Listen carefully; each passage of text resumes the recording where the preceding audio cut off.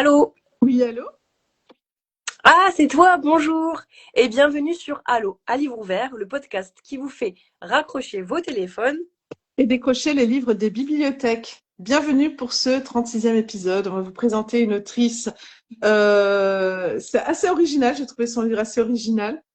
Allô, le but avec Kerima, notre but, c'est de vous faire découvrir des autrices peu connues et de vous redonner envie de lire et l'amour des mots. Du coup, comme tu as dit, c'est original parce que son livre, il parle beaucoup de géographie, il parle beaucoup d'identité, de culturel.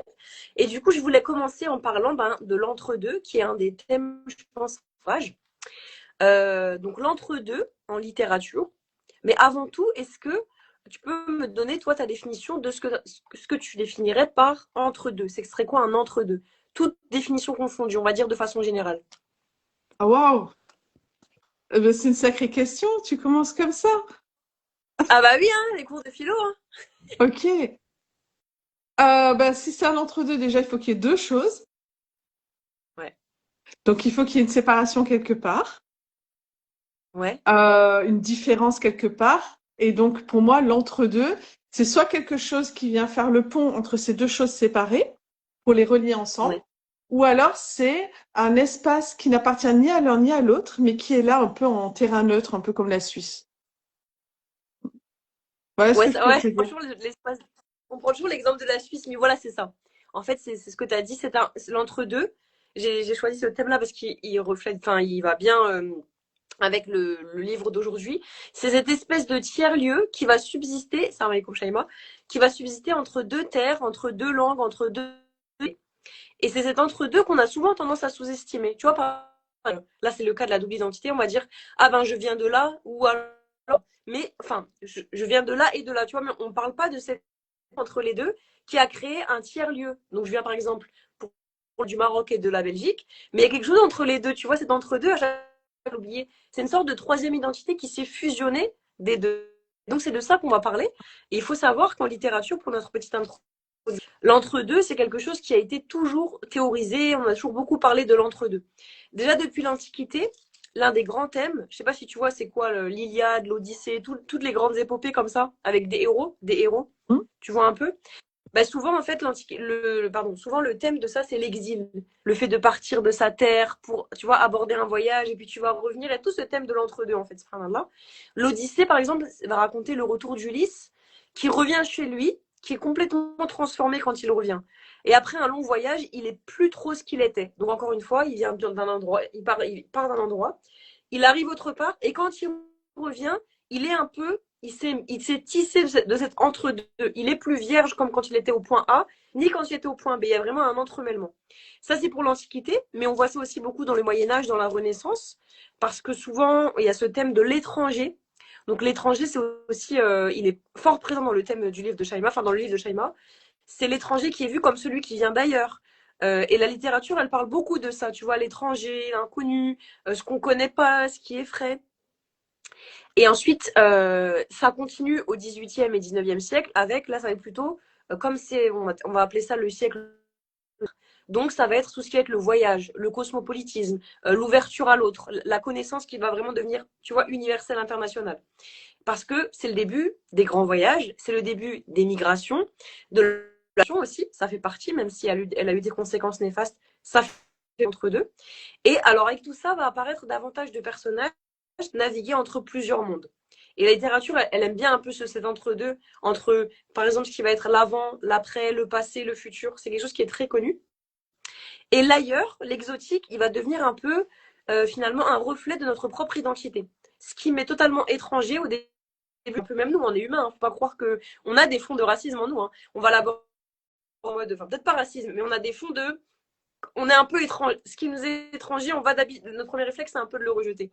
Mais en fait, la littérature, elle montre que, subhanallah, c'est l'étrangeté qui vient éclairer ta pensée. C'est incroyable. Et alors, le XXe siècle, pour finir ici, donc c'est aussi l'âge de l'entre-deux, parce qu'au XXe siècle, on va vraiment, avec les guerres, les décolonisations, alors ça c'est très fort, les migrations, etc., ça va donner naissance à une littérature de l'exil, et surtout de la mémoire et du patrimoine. Ça va être vraiment, j'essaie de revenir à mes terres, l'héritage de mes terres, mon patrimoine qu'on a voulu, par la colonisation et autres, peut-être enfuir. Bah là, on revient un peu à ses racines. Le premier auquel on peut penser, c'est Albert Camus. Moi, je trouve que, enfin, c'est à lui que j'ai pensé dans les premiers temps que j'ai rédigé cet article, parce que lui était profondément lié à l'Algérie. Et pourtant, c'était un grand écrivain français. Il maniait le français. Enfin, c'est un grand écrivain français, mais très, très lié à l'Algérie. Aussi, l'écrivain Assia Djebar, qui va écrire entre Il le. n'a pas écrit un livre qui s'appelle. Ah.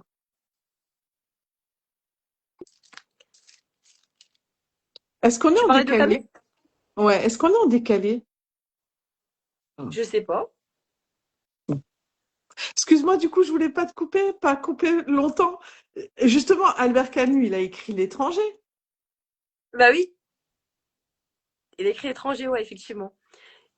Et ça, c'est au reflet de le fait qu'il a toujours été en fait un peu entre ces deux identités, subhanallah, entre l'Algérie et la France. Et on voit dans son écriture qu'il a un lien un peu particulier avec ces deux pays.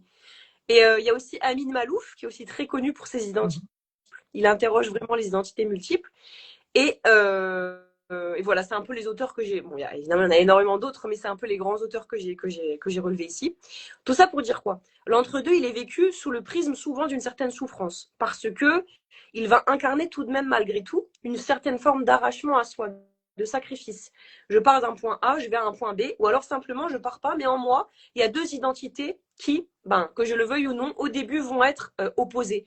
Je suis de tel pays du monde, tel autre, ou alors je suis de telle religion, mais je vais en sortir pour me convertir. Ou alors, je suis de telle religion, mais je suis dans un microcosme au niveau de mon pays qui va un petit peu en moi, tu vois, poser l'opposition entre ce en quoi je crois et ce qu'on me vend. Tu vois, ça, on le vit beaucoup en tant qu'Européens musulmans. C'est que on est musulmans dans notre cœur, dans notre fitra, dans notre foi, mais on a tous des modèles qu'on nous propose, un microcosme qu'on nous propose, qui est pas toujours concordant avec les valeurs de l'islam. Mais bon, ça c'est un autre sujet, mais c'était juste un exemple.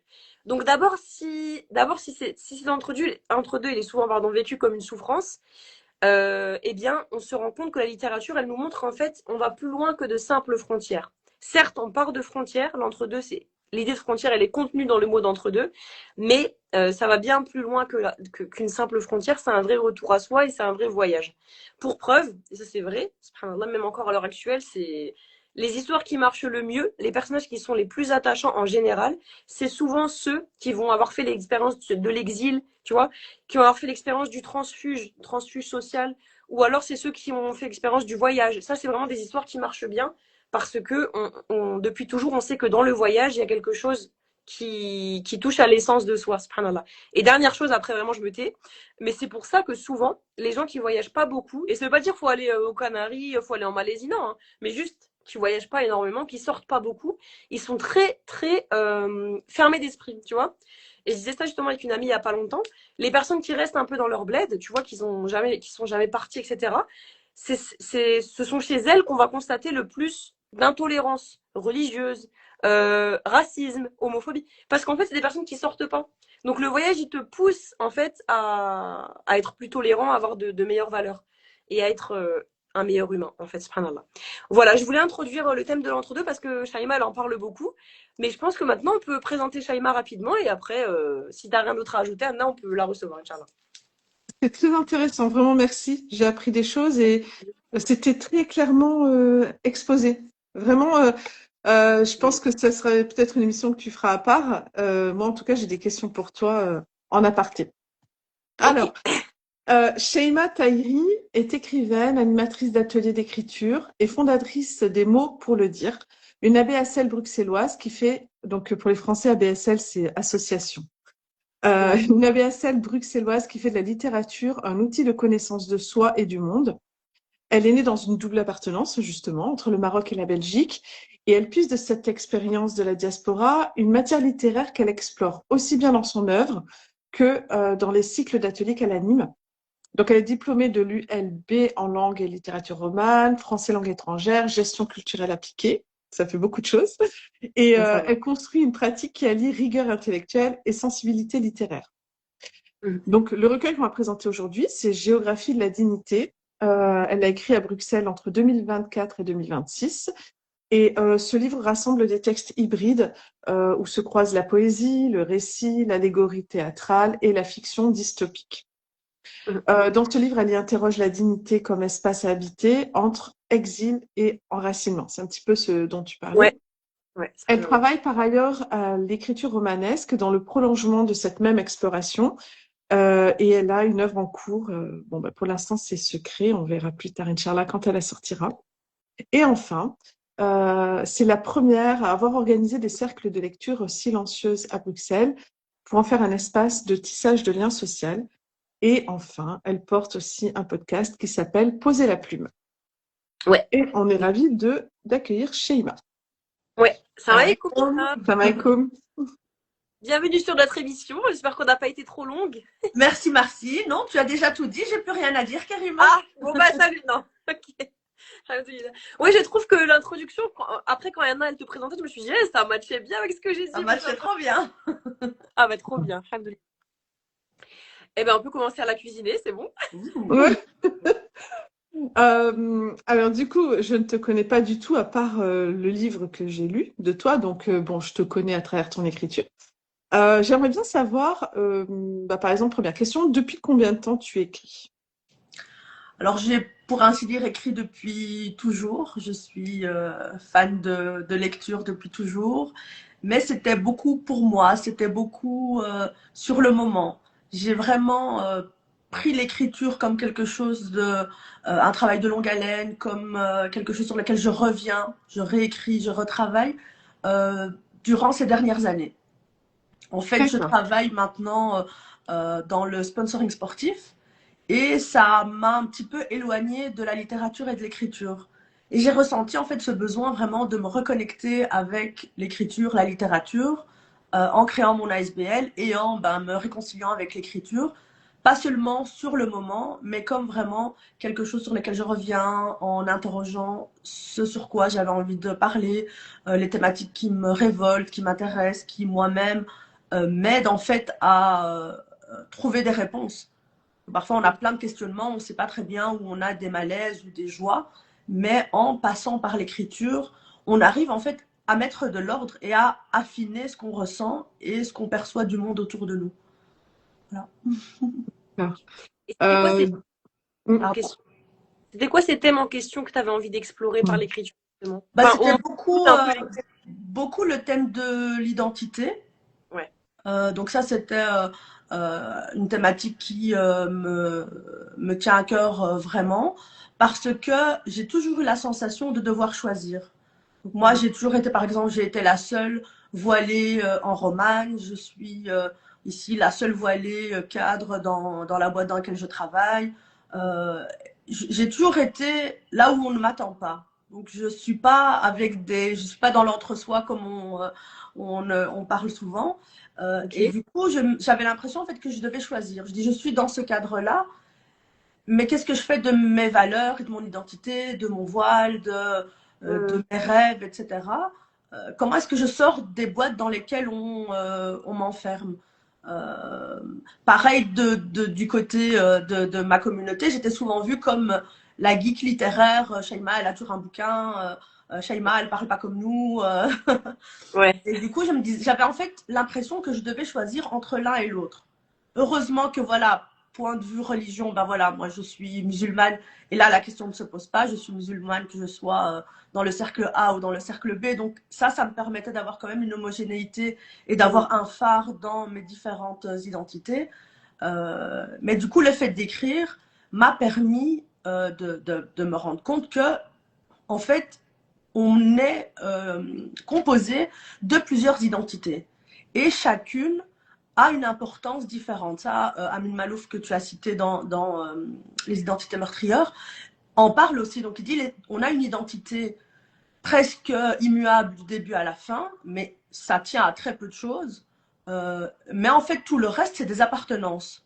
Et c'est ces appartenances qui, au final, prennent des priorités différentes. Ben voilà, pour l'instant, je suis plus marocaine que belge. Dans ce cadre-là, ben, je suis plus belge que marocaine. Là, je suis plus musulmane. Là, je suis juste une fille. Là, je suis juste Ouais. lectrice. Et en fait, c'est pas être schizophrène, c'est pas, on n'a pas besoin de choisir. Notre richesse fait que on est plusieurs identités, on est plusieurs appartenances à la fois. dis, c'est Ricoeur en parlait en parlant de ipséité et de mêmeté. Donc c'est un peu le même concept. Et moi, ça m'a enlevé un poids de mes épaules, en fait. Je dis, je suis belge, je suis née ici, j'ai les codes. Mais voilà, quand je suis en Belgique, le Maroc me manque dans mes tripes. Je suis marocaine, voilà. Enfin, je suis très contente que pour l'instant le Maroc ne joue pas contre la Belgique parce que là, je dis quand la Belgique joue, je suis pour la Belgique, quand le Maroc joue, je suis pour le Maroc. Et donc ça, c'est des thématiques que j'ai pu un petit peu décortiquer et avec lesquelles j'ai pu être beaucoup plus à l'aise que je ne l'étais par le passé. Mhm. Oui, donc c'est la question, comme tu disais tout à l'heure, de choix. C'est-à-dire pourquoi on nous imposerait de choisir, pourquoi on serait tout le temps dans le ou, c'est soit ça, soit ça. Et toi, quelque part, tu veux concilier les choses et dire, ben, en fait, au lieu de mettre un ou, on peut mettre un et on peut vraiment réunir les choses. Et c'est aussi une grande liberté parce qu'en fait, tu choisis qui tu veux être et c'est pas l'extérieur qui va dire, ben moi, je te définis dans cette case, je te mets là, etc. Donc on va dire, on parle tu as parlé tout à l'heure de révolte, ça se ressent dans ton livre. On va dire de comment casser les codes et peut-être laisser chaque personne libre de décider qui elle veut être. Totalement. Et surtout, à travers mon écriture, je veux aussi faire comprendre aux gens que c'est libérateur, comme tu le disais, et que du coup, si on est ancré avec les identités qu'on s'est choisies ou avec ce qu'on est pour l'instant ou ce qui a notre priorité pour l'instant, euh, ben ça se transmet chez les autres aussi. Donc quand nous on est plus à l'aise avec nous-mêmes, et ça j'ai remarqué aussi, voilà, avec mon voile, quand c'était pas un problème pour moi, ça ne l'était pas pour les autres non plus. Même s'ils avaient des questionnements, même s'ils avaient leur a priori, mais moi, enfin voilà, j'ai mes diplômes, je parle les langues que je parle, je suis là pour faire un taf et vous allez composer avec moi. Et le fait d'être ancré et justement d'avoir fait ce travail identitaire permet voilà, de rayonner ceci auprès d'autres personnes et de leur permettre de sortir du carcan dans lequel ils se sont un petit peu enfermés. En fait, ok, c'est juste une fille qui a étudié et avec laquelle on travaille. Peu importe si elle est voilée, peu importe si elle est marocaine, peu importe si voilà, elle mange des frites ou du couscous pour caricaturer. Euh, et l'écriture permet ça. Et je le vois aussi dans mes ateliers d'écriture où j'ai vraiment un public vraiment très très varié. J'ai un exemple où j'avais fait un atelier sur l'empouvoirment au féminin. Et il y avait une avocate bobo de la cinquantaine. J'avais fait un exercice en duo qui travaillait avec une jeune des cités sénégalaises. Et en fait, au-delà de ces différences où tu te dis, mais enfin, qu'est-ce qu'elles vont se dire ou sur quoi elles vont écrire, ben, l'écriture les a rassemblées déjà autour d'une autre minorité, ben, c'est-à-dire la minorité d'être femme, mais surtout autour de l'écriture. Et il y a eu comme ça, lors de cet atelier, c'est un atelier qui m'avait vraiment beaucoup marqué. Il y avait une jeune fille qui avait fait un atelier, qui avait fait le duo avec une dame qui venait de divorcer. Et enfin, ces duos avaient été tellement riches parce que c'était l'écriture et c'était la sororité qui primait. Peu importe d'où tu viens, peu importe où tu travailles, peu importe tes croyances politiques ou autres, l'écriture et la littérature sont vraiment fédératrices. Donc moi, j'avais quitté la pièce 2 minutes pour aller chercher quelque chose. Quand je suis revenue, c'était câlin et pleurs. Je me dis, qu'est-ce qui s'est passé? Je dis toujours, je dis, bon, moi, je suis écrivaine et experte en littérature, mais je suis pas thérapeute. Donc parfois, l'écriture vraiment permet de déterrer des points sensibles et de relier, de connecter les gens. C'est magnifique, quoi. Ouais, machallah. Mais justement, Shaima, est-ce que tu peux nous en parler un peu plus? Parce qu'il faut vraiment que je participe à un de ces ateliers, c'est sûr. Mais parce que c'est vrai que quand j'ai lu ta présentation, c'est vrai que j'ai dit, mais oui, c'est vrai, c'est la première qui a lancé des cercles de lecture silencieuse. Et je trouve que c'est pas, au début, c'est pas intuitif, on comprend pas. Donc, est-ce que tu peux comment tu as mis en place ça et pourquoi tu t'es dit silencieuse? Parce que c'est novateur, en fait. En fait, bon, on va rendre à César ce qui appartient à César. Moi, j'ai vu l'initiative à Casablanca. Donc, en fait, là, il l'avait organisé dans un parc où les gens venaient juste se poser, ils lisaient et puis ils repartaient. Et moi, voilà, je suis maman de 2 jeunes garçons très dynamiques. Du coup, vraiment avoir le temps de lire ou vraiment de me poser à la maison pour lire ou écrire, c'est un peu compliqué. Du coup, je me suis dit, en fait, je dois créer ce temps. Je dois Ouais. prendre vraiment ce temps où je me dis, je me bloque 1 heure et demie et je lis. Je me suis dit, je ne dois pas être la seule à arriver à ce même constat de j'ai envie de lire, j'ai envie d'écrire, mais j'ai pas le temps. Mm. Et du coup, j'ai mis en place ces lectures silencieuses. En fait, le principe, c'est qu'on on se réunit en général dans un café bruxellois, parce que la thématique de cette année chez moi, c'était vraiment le milieu urbain. Donc mes ateliers, c'était en milieu urbain d'écriture, mes ateliers de lecture aussi, c'était en milieu urbain. Donc là, on était dans des cafés, on a fait le Belga, on a fait la Fourmilière. Ce dimanche, c'est la guinguette des étangs à Anderlecht. Et chacun vient avec son livre. Ouais. Donc vraiment, c'est chacun vient avec son livre. C'est la différence avec avec un club de lecture où chacun est obligé de lire le même livre, que tu aimes, que tu n'aimes pas. C'est un peu, voilà. Ça, moi, ça me prive de ma liberté, ça m'embête un peu.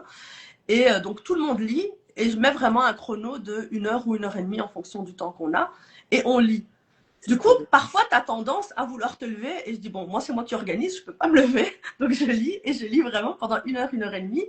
Et les autres personnes aussi, elles disent, ben voilà, on est ensemble, on va pas se lever, on profite de ce temps Ouais, et ouais. on avance dans nos lectures à vitesse VV prime. On a nos écouteurs si on veut pas être dérangé par le bruit. Il y en a qui viennent avec des boules qui mais on est vraiment au milieu du bruit, mais dans notre petit cocon, avec avec notre lecture du moment. Et après, pour ceux qui veulent, mais en général tout le monde reste, on fait un tour de table où on échange un petit peu sur la lecture qu'on a apportée avec soi, où on explique un petit peu quel genre c'est, on explique un peu l'histoire, pourquoi est-ce qu'on la lit. Et du coup, les ateliers de lecture, c'est gratuit.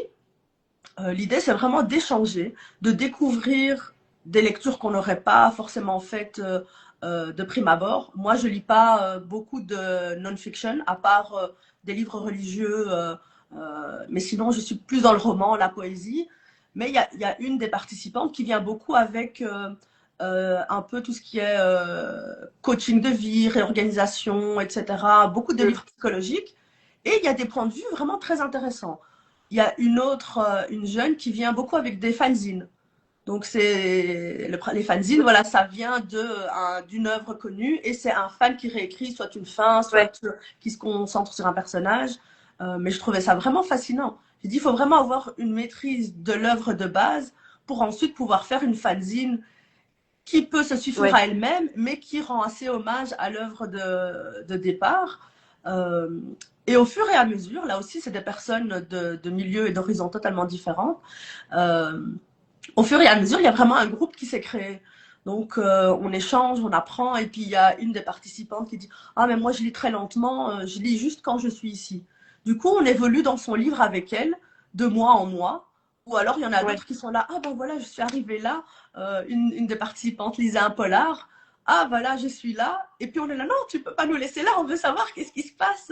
Du coup, on a créé un Mhm. groupe pour ensuite se donner des nouvelles sur la suite des livres qu'on lit. C'est quoi Ok. la fréquence? C'est une fois par semaine, une fois par Une fois mois? par mois. C'est tous les Une premiers fois par mois. dimanches du mois. En général, c'est entre 10 et 11 heures du matin. Ok. Donc, les personnes éventuellement intéressées pourront te contacter. On mettra ton Instagram, etc. sous la vidéo. Et comme ça, pourront te contacter, même par rapport à tes divers ateliers. Marhaba. Et sinon, est-ce que tu as d'autres passions dans de l'écriture? D'autres passions, Du j'aime coup, là... beaucoup faire le vélo. Je fais Ah oui, beaucoup de Ah, vélo. je suis pas étonnée. elle en parle dans son livre. Ben oui, mais ça vient de là. Je dis, c'est la J'aime trop. nouvelle que j'ai écrite, c'est À vélo entre deux rives. Mhm. Et moi, Ouais. j'ai toujours aimé le vélo. Et là, bah, moi, j'ai fait du vélo le long du canal. J'habite en Anderlecht, je travaille à Schaerbeek. Et donc, je suis à vélo. Et c'est mon moment à moi. C'est le moment où je peux faire du hardcar. C'est le moment où le monde va assez vite que pour ne pas t'arrêter aux détails, mais est quand même assez lent pour que tu puisses t'immerger de ce que tu vois. Donc, je trouve ça beaucoup plus nourrissant en termes d'écriture et même en termes de... Ouais. Là, c'est une nouvelle où je parle de l'arrivée de mon papa en Belgique et Ouais. de mon grand-père J'aime pas ton paternel. grand-père, voilà, c'est ça. Voilà. C'est une espèce Ouais, d'héritage ouais. qui s'est transmis depuis ton grand-père.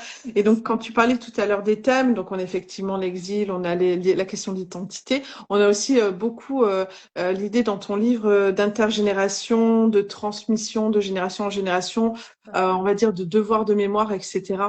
C'est très, très présent. La famille, d'une manière générale, c'est très présent dans ton livre. Et d'honorer, on va dire, quelque part les ancêtres. Enfin, voilà, il y a quelque chose de. En fait, moi, je dirais que s'il y a un mot pour définir ton œuvre ou ce qui te transparaît dans tes idées, ce serait le lien. Ouais, j'avoue. Voilà.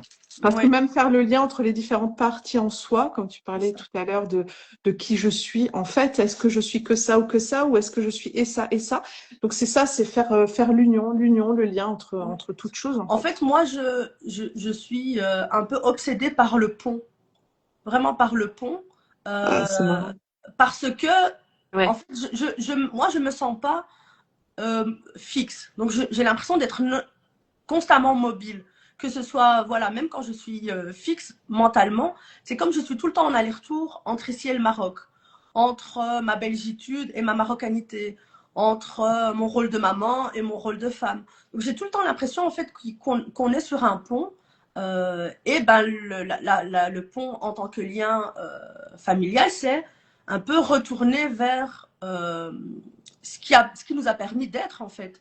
Parce que j'ai trouvé que pendant très longtemps, on a un peu dénigré les pionniers de l'immigration. Donc, ah, mais ils ne savaient pas parler français, ils longeaient les murs. euh, Ouais, et je trouve ça t'intégrer. vraiment très réducteur. Alors que quand on Mm. regarde, enfin voilà, maintenant je recherche un petit peu plus sur la vie de mes propres grands-parents, mais je lis aussi énormément sur les récits des immigrations de d'autres, pas seulement les Marocains, mais aussi les Espagnols, les Turcs, enfin un petit peu importe quel groupe. Et je me dis en fait, mais ils parlaient pas la langue, ils ont abandonné toute leur famille, ils ont dû se lancer parfois dans des entrepreneuriats hyper compliqués. Je me dis, mais j'ose pas faire ça. Moi, parfois, je me dis, j'ai envie de retourner au Maroc. C'est mon pays, je parle C'est la vrai. langue, je pourrais retourner, mais j'ose pas. Je me dis, ah oui, mais j'ai mes enfants, ah, mais mes amis, ah, mais. Enfin, et là, en fait, voilà. Et quand je lis l'histoire de l'immigration, les premières années, en Europe, ils étaient très accueillants parce qu'ils avaient vraiment besoin d'eux. Ensuite, Mhm. quand il a commencé à avoir le regroupement familial, que bah, ici la récession commençait à se réinstaller, etc. Ben non, en fait, ils étaient plus du tout les bienvenus et ils étaient vraiment très très malmenés et le racisme commençait vraiment à se faire ressentir. Et malgré tout, ils ont tenu le coup et ils nous ont offert une vie qu'on n'aurait peut-être pas eue si on était resté dans nos pays d'origine. Donc voilà, c'est ce que je mets dans mon livre à la fin, les remerciements, c'est ça, c'est aux générations de valeureux pionniers et pionnières qui ont quitté leur terre Mm. J'ai- pour en bâtir d'autres, dessinant de nouvelles géographies et nous léguant la dignité d'habiter plusieurs mondes, plusieurs identités et plusieurs possibles. Et Qui c'est c'est tout est là. ce que je dis, j'ai ouais, dédié à Aziza Mm. Judo, Ba Emma. Ouais, ça t'aime beaucoup. Ouais, Ouais. dit, j'essaye d'être, voilà, de pas pleurer en live, mais voilà, ça fait partie de moi aussi, donc leur rendre hommage, ça fait partie de l'émotion qu'on a reçue d'eux et qu'on leur retransmet aussi, donc voilà. C'est magnifique. Bah, justement, le passage que j'avais choisi, c'était justement sur réhabiliter le courage et la confiance dont ils ont dû faire preuve. Parce que bon, bah, c'est facile de critiquer quand on n'est pas dans une situation, mais effectivement, bon, quitter tout, on va dire, quitter tout pour des repères complètement différents, ça demande quand même du courage et ensuite de la Énormément. confiance. On peut pas faire ça si on est lâche et peureux et tout ça. Donc c'est ça Mhm. un petit peu le passage que je vais lire après. Moi, Euh, c'est ce que j'explique à mes enfants quand ils me disent pourquoi on n'habite pas au Maroc, parce que quand on va en vacances, ils disent oh, mais je veux vivre ici. Je dis oui, mais si on habite ici, tu devras aussi aller à l'école. Hein. Alors ils réfléchissent un petit peu plus, mais je leur explique que l'Europe a eu besoin d'hommes et de femmes courageux et forts, et c'est pour ça qu'ils ont appelé nos grands-parents. Je dis ah, ton grand-père, il était courageux. Je dis oui, oui, il était très. Donc je veux aussi changer un petit peu ce qu'on nous a transmis et expliquer à mes Ouais. enfants que Bah oui, en fait, non, on n'est pas venu gratter la mutuelle, on n'est pas venu profiter des impôts. On a construit littéralement avec nos mains ce pays. Et là, on continue de le faire en travaillant ben, à d'autres niveaux et d'une autre façon que nos grands-parents. Mais je veux vraiment me sortir de ce complexe d'infériorité qu'on nous a Mhm. transmis. Donc, oui, c'est vraiment essentiel. C'est très Ok. intéressant. Vraiment, merci. Merci, c'est très intéressant. Mhm. Et là, enfin, dans l'introduction, je disais que tu étais sur un autre livre. Donc, par exemple, pour parler vraiment d'écriture, quel est ton rythme d'écriture? Est-ce que tu as des routines, des moments préférés? Euh, voilà, comment tu t'organises? J'aimerais être quelqu'un de routinier et d'organisé, mais c'est pas encore le cas. Mhm. Moi, je fonctionne beaucoup en deadline. Donc, il faut savoir Ah, que Géographie de la dignité, il y avait beaucoup de brouillons qui étaient là depuis des années, soit en version papier, soit sur ma tablette. Mais je n'étais jamais vraiment arrivée à un texte abouti et à un corpus assemblé comme celui-là. Et puis j'ai vu que la bibliothèque d'Anderlecht organisait un salon des auteurs. Alors je me suis oui. inscrite sans avoir de livre, sans avoir de... J'avais encore rien du tout. Euh, et ça a été ma deadline en fait. Du coup, à partir de ce Ouais. moment-là, il y avait un texte qui était plus ou moins fini que j'avais travaillé avec une grande artiste que j'aime beaucoup, Asma Soulista. Celui-ci, c'est le texte Debout sur le fil, le texte intergénérationnel avec la funambule, la mime et l'acrobate. Ouais. Il y avait un autre texte que j'avais aussi assez bien travaillé avec une autre écrivaine qui s'appelle Cécile Lupin, celui sur Bruxelles. C'est Métro Isteve, Yallah. Et il y a d'autres textes, par exemple le texte Jardinier en terre d'exil. J'avais été pour un décès au Maroc et du coup j'avais écrit un petit peu ce que j'avais ressenti sur place. J'en avais fait une nouvelle en revenant. Euh, à vélo entre deux rives, ben c'est quand je discutais avec mon papa dans le métro, il m'a expliqué une anecdote avec mon grand-père quand il est arrivé en Belgique. Et du coup, ça a fait une connexion avec ma propre vie. Et du coup, j'ai ressenti vraiment l'épigénétique. Donc, on parle de trauma ou on parle d'événements en fait que le corps et que la génétique a retenu sans que toi, tu t'en souviennes vraiment. Donc là, mon grand-père, en fait, comme mon père est arrivé du Maroc, il était tellement content qu'en pédalant, il s'est pris le pantalon dans sa chaîne de vélo et il est tombé. Mais il a rigolé parce qu'il s'en foutait, en fait, il retrouvait son fils qui avait tardé à avoir ses papiers, etc. Et moi, quand je suis à vélo, je me prends tout le temps mon pantalon dans la chaîne. Mais mes pantalons préférés, mais je rigolais à chaque fois. Et mon mari me disait, mais tu sais que ça existe des serre-pantalons et que tu peux arrêter de bousiller tes pantalons. Et je me dis, bah, oui, oui, je vais le prendre. Et du coup, quand mon père m'a dit ça, je ne savais pas du tout. Quand il m'a dit ça, enfin, c'était vraiment incroyable. C'était vraiment une connexion. Déjà, mon grand-père, je l'aimais beaucoup. Et d'avoir cette connexion au travers du vélo, etc., liée à l'arrivée de mon père, c'est comme si j'étais seule au monde dans ce métro avec mon père qui me donnait une clé de ma vie, en fait. C'était incroyable. Donc, j'ai pas pu faire autrement qu'écrire là-dessus. Ensuite, il y a aussi Voile rouge dans une forêt bleue. Et cette nouvelle-là, en fait, c'était une fois où j'étais invitée à un colloque à Watermal-Boisfort. Donc, c'est pour ça que je mets le BW, c'est le Brabant wallon, c'est là où il y a les riches qui ont un peu la réputation d'être prétentieux. On va pas dire qu'ils le sont tous, mais il y en a beaucoup. Et en fait, moi, je suis arrivée avec mon voile rouge, littéralement. C'est pas fait exprès, je l'ai encore aujourd'hui. Euh, et ils m'ont tous regardé en mode, mais qu'est-ce qu'elle fait là? Et du coup, j'ai couru à la réception pour donner mon nom et avoir un petit peu cette légitimité de, ok, j'ai aussi un badge. Je suis aussi, Oh là là. voilà, j'ai aussi un bon job. Je suis des vôtres, je suis des vôtres. Tu vois, j'ai l'impression de me déplacer avec tous mes diplômes pour dire non, je ne suis pas venue nettoyer. C'est horrible. Je suis là. Oh, Et purée. après, une fois, voilà, j'ai aussi le réflexe de ok, je vais parler néerlandais parce que ça montre que je parle deux langues. Je vais un petit peu Ouais. l'espèce de je dois me justifier ou je dois montrer. Et ça a pris Ouais, ouais. un temps avant que on arrête de me regarder et qu'on me dise ah oui, ok, c'est bon, on va parler marketing, on va parler sponsoring. qu'on se rende compte que j'ai du budget et que je peux les aider. Donc, ah oui, en fait, t'es très sympa, je t'aime beaucoup. Je dis, ah oui, tiens, mais non, tu m'aimes beaucoup. Bon, c'est pas tout le temps comme ça, mais c'est vrai que ça arrive souvent, même dans les événements que j'organise, dans lesquels moi, j'emploie des gens, mais que j'ai pas forcément engagés, donc qui travaillent pour l'événement que j'organise. Mais quand j'arrive le jour même pour voir un peu comment ça se passe, parfois on me laisse pas rentrer. Donc je dis voilà à mes partenaires, je dis non, moi il me faut un badge gigantesque parce que voilà, sinon je dois à chaque fois me justifier ou appeler quelqu'un pour qu'on me laisse rentrer.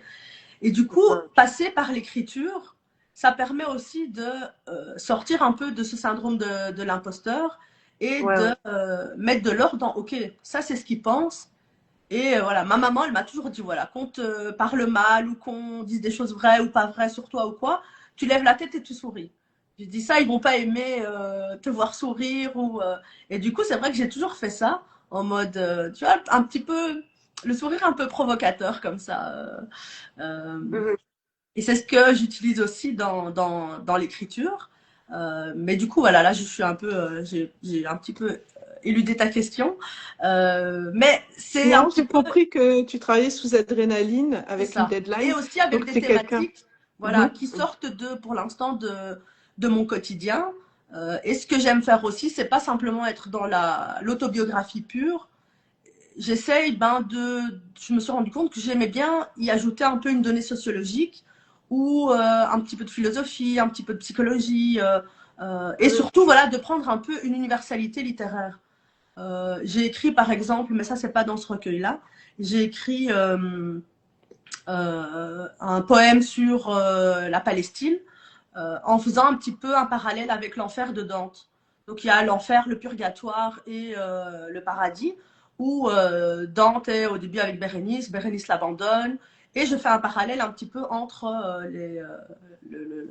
la Divine Comédie et la situation, le génocide en Palestine, où j'essaye voilà, de prendre une universalité et de ne pas être simplement dans le récit, mais d'essayer de capter le plus de monde possible. J'écris beaucoup sur les identités, sur ma vie de personnes racisées, etc. Mais voilà, comme par exemple Debout sur le fil, c'est une nouvelle ou une nouvelle poésie, c'est un peu une forme hybride, qui parle aussi des grands-mères, des mamans et des filles, mais qui parle à n'importe laquelle des femmes sur Terre, en fait. Donc, pour moi, c'est ça la beauté de la littérature, c'est que même quand je lis un ouvrage, la dernière fois, j'ai lu le titre m'échappe, mais c'est un roman qui se passe au Soudan. Donc, c'est les jacinthes ne fleurissent pas dans le désert, de Franck Gilbert, je crois, mais je suis plus sûre. Ça me concerne pas du tout, mais simplement, c'était tellement bien écrit, il y avait tellement cette universalité et puis ce côté humain que tu t'identifies au personnage, que tu peux faire des parallèles avec tes propres épreuves, etc. Et pour moi, c'est le propre d'un ouvrage réussi et qui peut toucher un maximum de personnes. Je ne sais pas si tu te définirais comme ça, mais par exemple, ton titre Géographie de la dignité, tu vois, c'est pas étonnant que tu utilises géographie parce que ton message, tu parles d'humanité, d'universalité. Donc la géographie, c'est la planète en fait. Hein, c'est carrément. Et tu parlais tout à l'heure de frontières, etc. Donc en fait, pour moi, c'est quand même un grand message de paix planétaire. Je sais pas si tu le définirais comme ça, mais voilà. Tout à fait. De par mon histoire, que ce soit l'histoire européenne avec les guerres mondiales, que ce soit par l'histoire du Maroc avec les différentes colonisations, etc., je vois en fait ce que l'égoïsme de l'homme peut faire comme dégâts. Mais au travers de la littérature, au travers de l'écriture, je me rends compte en fait, pour moi, l'homme est profondément bon et recherche profondément le lien et le contact. Et je m'en rends compte via mes ateliers d'écriture, via mes propres lectures. Et je pense qu'il y a qu'avec la paix et l'entente et le fait de gommer nos différences et d'essayer justement de se concentrer sur le fait que on est des êtres humains avant d'être musulmans, avant d'être de voter MR. Enfin, j'espère que voilà, ça c'est l'extrême. J'espère qu'il n'y en a pas qui votent MR dans nos spectateurs, mais au-delà de ça, voilà, c'est secondaire. Au-delà de ça, on est tous des êtres humains, on aime nos enfants, on a des parents, voilà, on doit se battre pour survivre, etc. Et c'est ce que je veux dire aussi, c'est que voilà, en tant que personne originaire d'un autre pays, j'ai pu faire ma vie ailleurs et ça se passe très bien. J'ai beaucoup d'amis belges, je travaille ici avec des Belges, des Hollandais,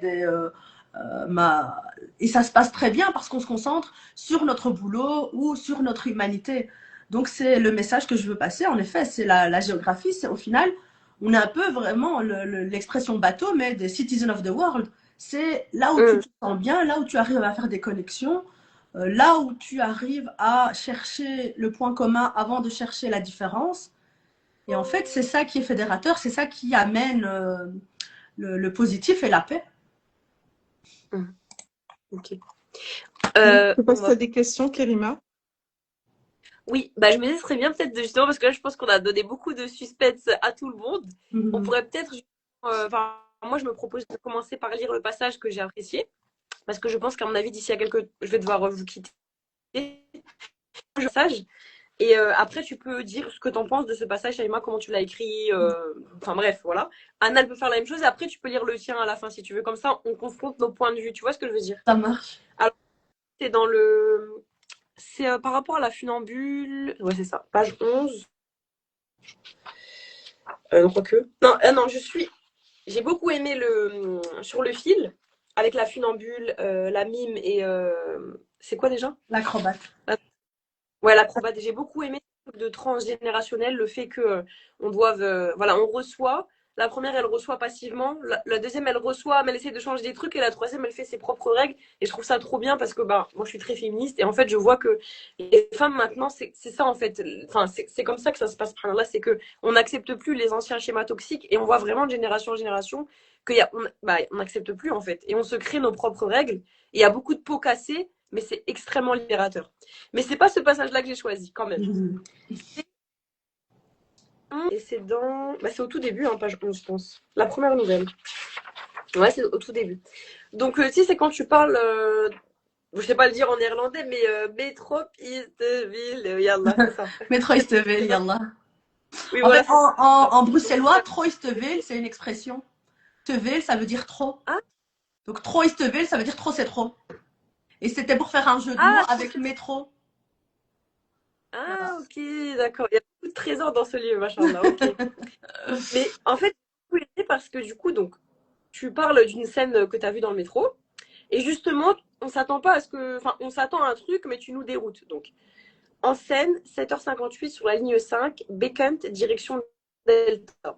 Bruxelles entre dans le métro dans une cacophonie de sonorités sucrées-salées. Ça, c'est tellement tout le temps du bruit dans ce métro.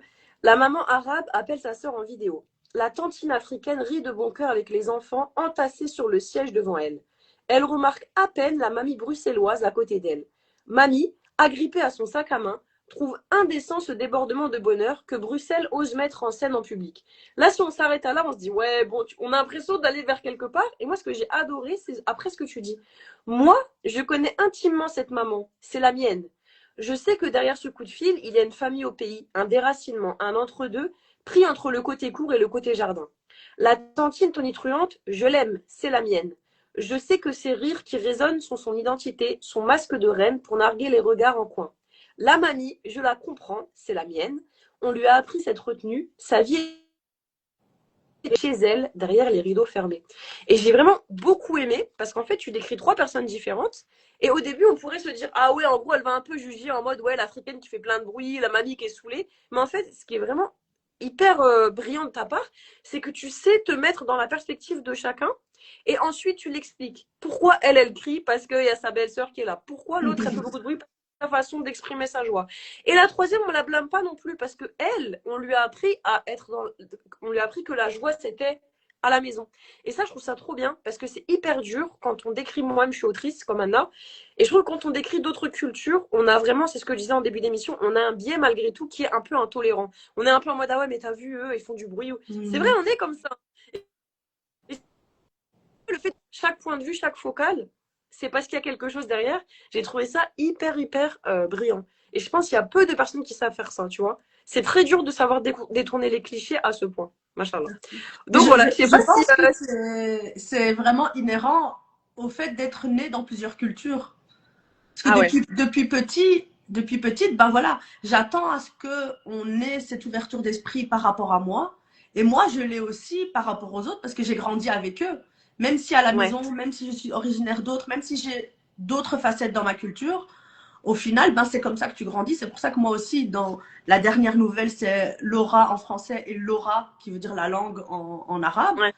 C'est qu'en fait, c'est une richesse. Comme tu le disais au début, ben, au plus tu voyages, au plus tu parles de langue, pour moi, au plus tu es ouvert et tu es capable de te mettre dans la peau de l'autre.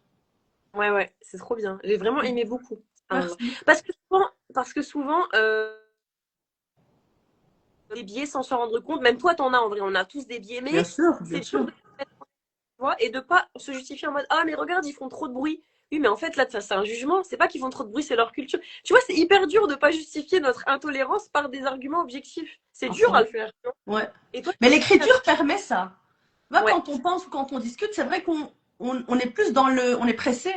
Tandis que ouais, quand on écrit, on a le temps de se poser. Tu vois, cette scène dans le métro où je me voyais vraiment assise avec ces femmes autour de moi, ben, je l'ai vécu et j'étais arrêtée, j'étais avec mon bic et je me dis, attends, elle fait ça, mais pourquoi? Ah, je vais la mettre elle de cette façon-là, elle de cette façon-là, mais quel est le reflet en moi?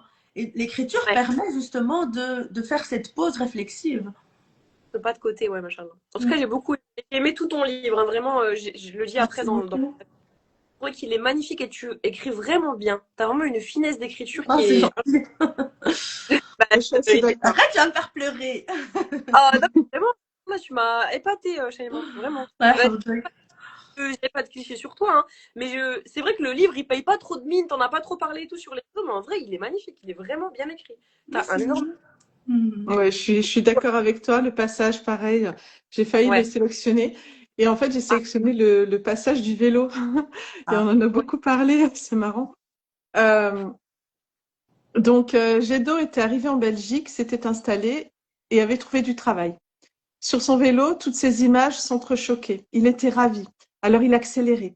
Il repensait à ce qui l'avait incité à quitter tout cela. Mais surtout, ce qui le rendait heureux, c'était que sa famille était enfin réunie. Porté par cette bulle de bonheur, il pédalait plus vite et se dressait sur ses pédales, comme pour dire au monde, je suis là, je suis heureux, je suis avec ma famille, et je me tiens droit et fier dans ce pays qui n'est pas le mien. Les passants se retournaient, intrigués par le sourire de ce monsieur jovial. Il y était presque. Encore quelques instants, et il serrait son fils dans ses bras.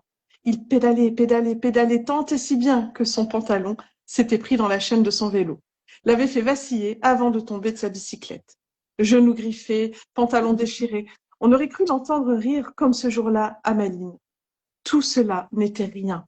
Ce n'était qu'un détail à ce qu'il avait vécu et à la promesse d'avenir. Voilà, bah, j'ai rien à dire. C'est beau. c'est vrai que c'est magnifique ce passage. Moi aussi, j'hésite. Hmm, c'est très beau. Ouais, bon, j'ai deux. C'est très Franchement. beau. Parce qu'il y a je sais pas, c'est pas, tu vois, c'est court, mais il y a du mouvement. Euh, En fait, enfin, moi, en tout cas, j'ai vraiment ressenti la joie de cet homme, tu vois, et une joie un peu Ouais, enfantine, parce que finalement, c'était des personnes ouais. très responsables qui ont décidé de prendre en charge un peu leur famille là-bas, etc. Et en fait, il est redevenu enfant dans Mhm. cette scène-là, C'est marrant que tu dises ça tu parce vois. que c'est comme cette façon-là qu'on le décrit. C'était quelqu'un de Ah très ben voilà. jovial et de très un peu enfantin comme ça. Donc je suis contente Machallah. que tu aies ressenti ça au travers de mon Oui, écriture. oui, oui, oui, c'est ce que j'ai ressenti. Et en fait, on peut avoir que ressentir que de la compassion pour cet homme. Ah, Mhm. non, ouais. Voilà. Mhm. Mm. C'est vrai que t'as su casser le côté un peu tragique de bah, c'est quand même un exil, tu vois, partir de chez soi, etc. Avec Mm. le fait qu'il prend les pieds dans la chaîne et Ouais, il ouais. retrouve les pieds en l'air. T'as réussi à faire un truc tragique et profond, tu vois, sur le ton guilleret, en fait, un peu Ouais. gay comme ça. Tu vois. Et je trouve ça, c'est vraiment aussi un talent que tu as, machin. Là, je le dis dans mon avis. Mais je trouve que tu arrives vraiment à mêler la profondeur du thème et la légèreté de ton écriture, machallah. Mais bah, avant que je donne mon avis, est-ce que toi, tu voulais nous lire un passage aussi, toi? C'était pas, je trouve, bien fait. Oui, si on a le temps, je veux bien lire un passage de. Oui, oui, pas prêt, mais vous relancez. Mais je pense que ça va aller normalement. C'est un passage de Jardinier en terre d'exil. Donc c'est bien ce qu'on n'a pas choisi les Ouais, mêmes nouvelles. ouais. C'est pas, je Euh, donc en fait, c'est une nouvelle qui parle du décès de l'oncle de ma maman, donc le frère de ma grand-mère. Mais voilà, elle a une maladie neurodégénérative, donc on n'a pas pu lui le dire. Parce que, Ah oui, voilà. oui, Euh, et du coup, ça m'a fait du bien de l'écrire parce que c'était très dur justement de ne pas pouvoir lui le dire. Euh, donc, ma cousine qui me dit, Ma ne sait pas. Sensation de froid, corps fiévreux, esprit nébuleux. Une goutte de sueur glisse le long de la colonne vertébrale. Ma ne savait pas. Ma grand-mère ignorait que son frère était mort. Son frère, le soleil de sa lune, la fierté de toute sa vie, lui, l'inspecteur charismatique.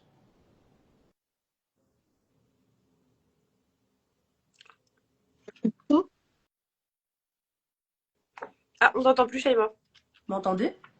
c'est Tu bon. peux reprendre après Charisme, s'il te plaît.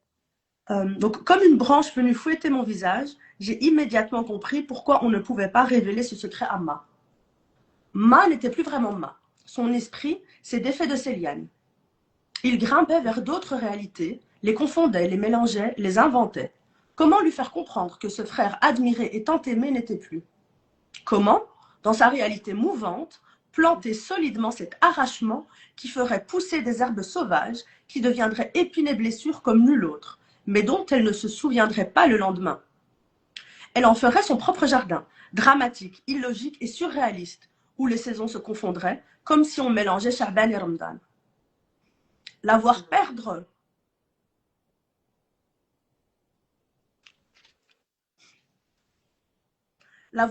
ses repères ravivait en moi l'urgence de m'accrocher au mien. Et c'est vraiment ça, c'est vraiment cette sensation que mes origines, mon histoire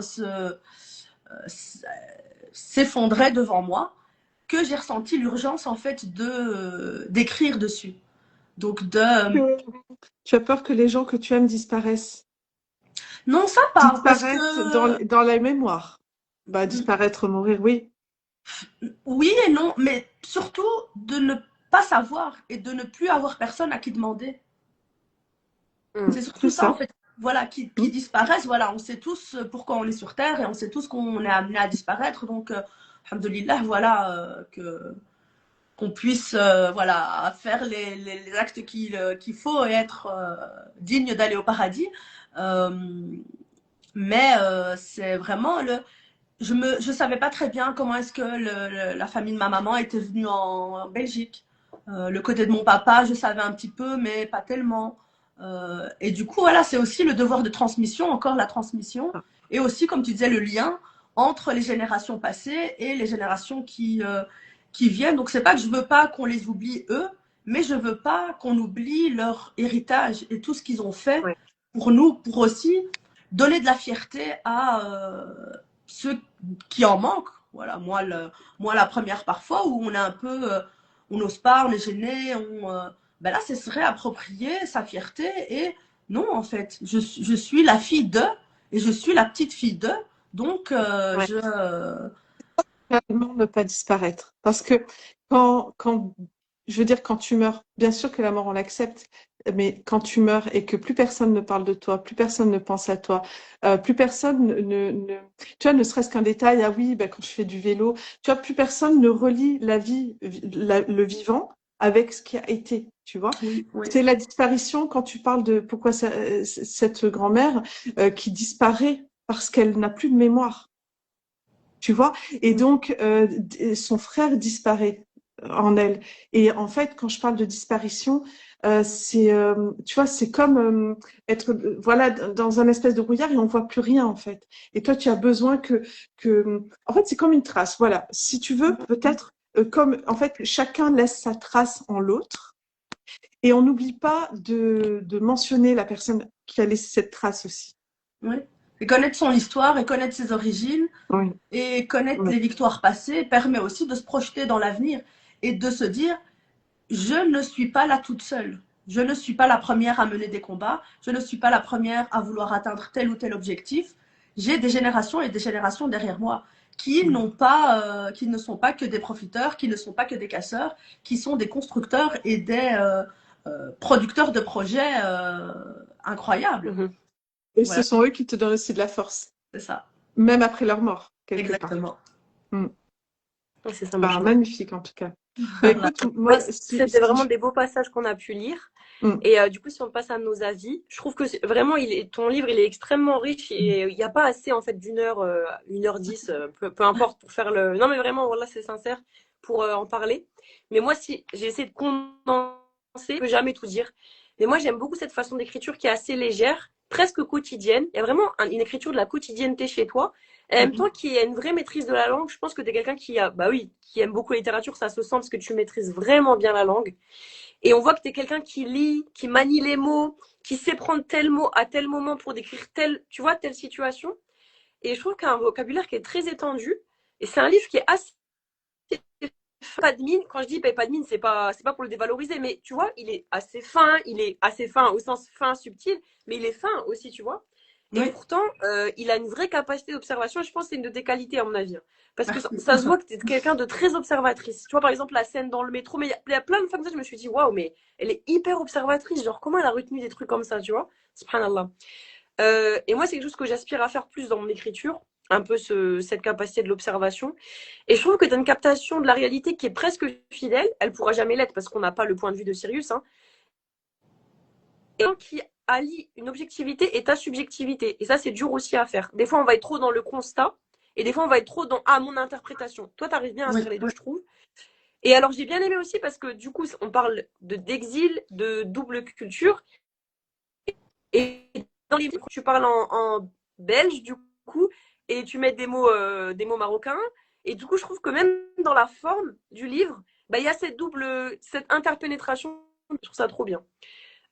Voilà. Franchement, j'ai beaucoup aimé. Mais alors, ma préférée, c'est quand même Debout sur le transgénérationnel. C'est un thème très à la mode qui est tellement important. En fait, c'est tellement important de casser les schémas toxiques et tu vois, oui, à fond. de se renouveler, d'essayer de. Subhanallah. Voilà, Mais donc je c'est sais vraiment un pas, livre très brillant. J'ai beaucoup Nancy aimé. Houston avait Pardon? écrit Ligne de faille. Nancy Houston avait écrit Ligne de faille. C'est une autrice canadienne. Et Ligne de faille, Ouais. c'est un gros roman. Mais en fait, c'est la vie de la grand-mère, de la mère et de la fille, toutes les trois à 6 ans. Et tu vois en fait que il y a des liens et des Ah, choses, des traumas qui se transmettent, des guérisons qui sont initiées ouais. par l'une et qui arrivent chez l'autre. Donc c'est vraiment un de mes Ouais. préférés et voilà, qui m'a beaucoup inspiré pour l'écriture de ma nouvelle ici, Debout sur le fil. Mais je vais le noter, je le lirai, Inch'Allah. Mais en tout cas, voilà, j'ai beaucoup, une lecture très fluide et que j'ai beaucoup appréciée. Voilà. Donc, merci beaucoup.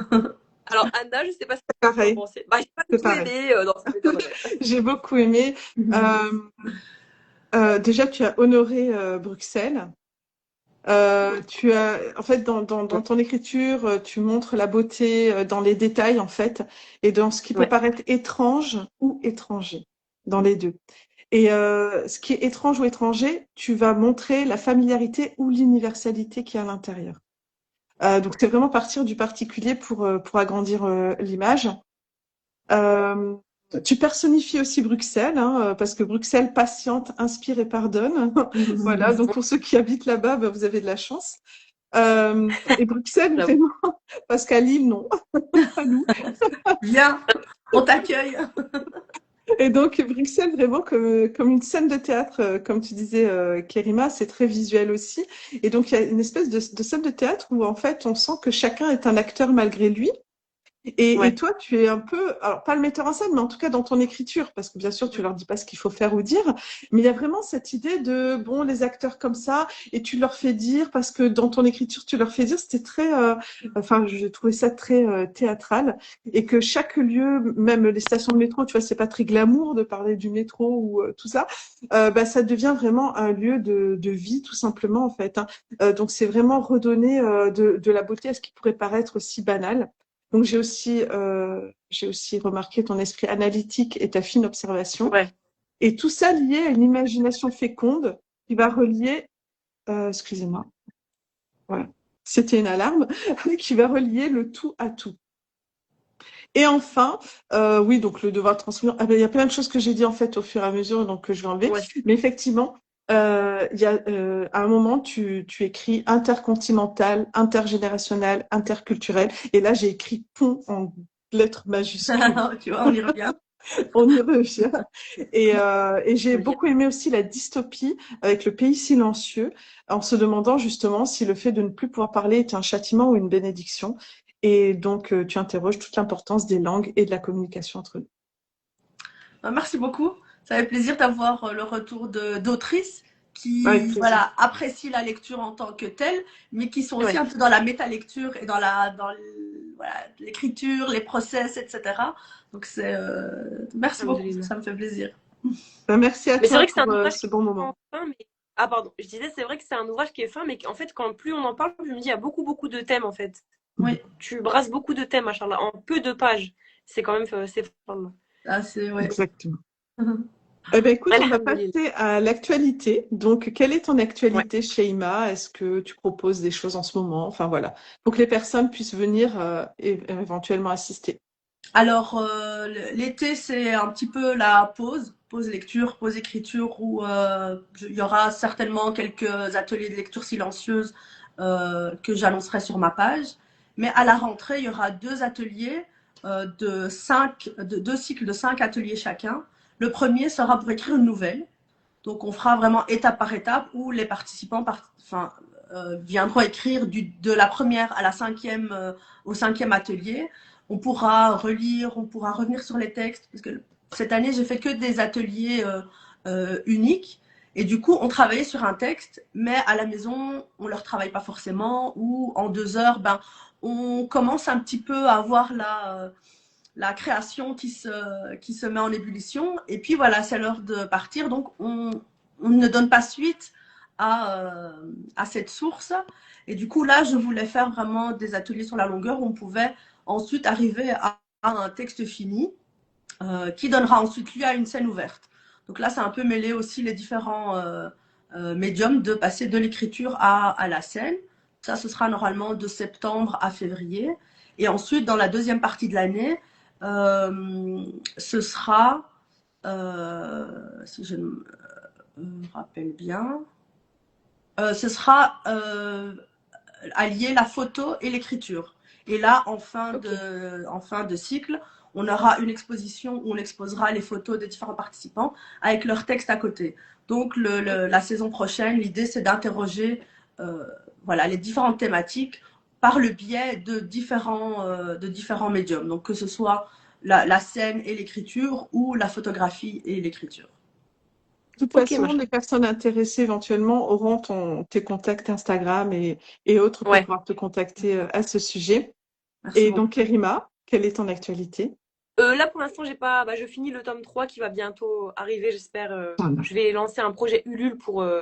Voilà, si des personnes veulent m'aider. Moi, j'ai toujours ma chaîne YouTube. Il n'y a pas forcément d'actualité pour le moment. J'ai eu mon diplôme, Alhamdoulilah, donc je suis enfin prof actuellement en Belgique. Donc, Félicitations. c'est ça ma petite actualité pour le moment. Félicitations! Et Petite je savoure. actualité. C'est une Merci. grande actualité, Ouais, mais bon, machallah. Oui, ça fait 15 ans que je suis dans la philo. Je suis plus trop éboustillée de rien, en fait. J'en peux plus, Félicitations, quoi. machallah. Machallah, Merci beaucoup. félicitations. Bon, pareil, Et, rien de nouveau. Donc, ouais, voilà, pour les personnes qui me connaissent, c'est toujours la même chose pour l'instant. Et on va Alhamdoulilah. terminer avec une citation. Donc déjà, avant de terminer, Sheima, machallah, j'ai aimé découvrir ton livre, ton univers et ta pensée, tout simplement. merci beaucoup. Je te Merci pour remercie l'invitation. merci d'avoir accepté aussi. Mhm. Merci d'avoir accepté. Et on terminera avec ce proverbe, en général, qui reprend un des thèmes de l'autrice. Donc, c'est un proverbe chinois. Oublier ses ancêtres, c'est être un ruisseau sans source, un arbre sans racines. Ça reste. Tout est dit. Je vais l'ajouter Hmm. À à ce méditer. graphe de la dignité, parce que c'est vraiment ça. Tu Je te as, ouais, tu as l'enverrai, trouvé. Inch'Allah, et tu pourras le rajouter.